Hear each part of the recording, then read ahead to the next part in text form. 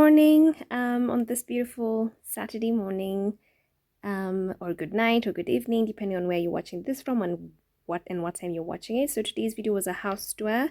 The house is located in Syokimau off Mombasa Road, right behind Gateway Mall, next to the airport. Super amazing 3 beds, and there's an alternative side that comes with a 3 bed and a DSQ. They go for 45,000. If you want to buy them, they go for 7.4 million, negotiable. And I'll leave the details down in the description box in case you're interested. It does come with a black and white kitchen with amazing marble tops, inbuilt oven, inbuilt cooker, extractor, space for a double door fridge, not a double sink though, but super amazing lighting, a small walkway on the side, a small dining space if you wish, into the living space. The light fixtures, you will have to get them for yourself, custom make it to your own house, but everything else is exactly the same. Thank you so much guys for watching. See you guys on the next video. Don't forget to subscribe.